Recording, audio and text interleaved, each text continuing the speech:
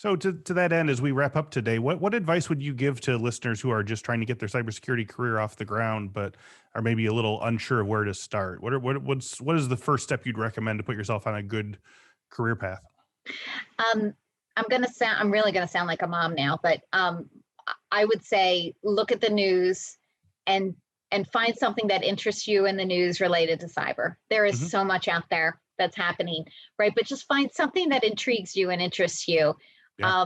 and then be curious and learn more about it, right? Whether it's gas lines being shut down Right. or something else that pops up in the news, right? There is a role for just about anyone in cybersecurity, and it's just you got to explore a little bit, get curious, and then find yourself some good mentors. Oh, can you talk a little bit about that, about mentors and sort of reaching out to people? I mean, we've had, you're our 152nd guest or something like that, but we've had loads of guests who say, oh yeah, anyone can reach out to me on LinkedIn. Like, can you talk about where young people would look for mentors, or sort of what the give and take is? Because I know there's, sometimes there's a little too much take and not enough give. Like, what does a mentee sort of give back to a mentor in terms of making it, not just sort of like, I'm gonna ask you all this stuff and then that's it. Do you have any Yeah. any sort of thoughts on mentee etiquette?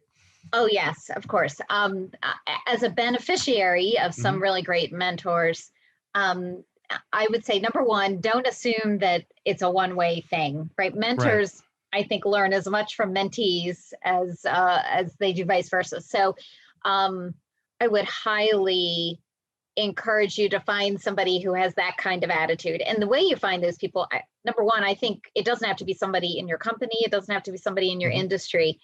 I have gotten some of the best mentoring from people. I mentioned my college advisor was so influential, and the first person that hired me was so influential.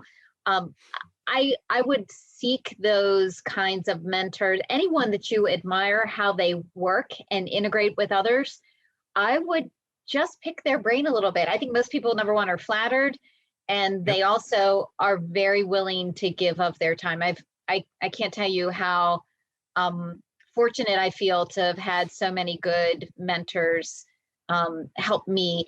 I Yeah. will say at Booz Allen, that's an expectation, right? Mm. That if somebody asks for help, you're going to give it. So Right. I feel fortunate, through my however many years here at Booz Allen, 26 years, 25 years, I have, I've benefited from a culture where that is really valued. New episodes of the Cyberwork podcast are available every Monday at 1 p.m. Central. And don't forget to check out our hands-on training series, Cyberwork Applied. Each week, expert Infosec instructors teach you a new cybersecurity skill and show you how that skill applies to real-world scenarios. Go to infosecinstitute.com/learn to stay up to date on all things cyberwork.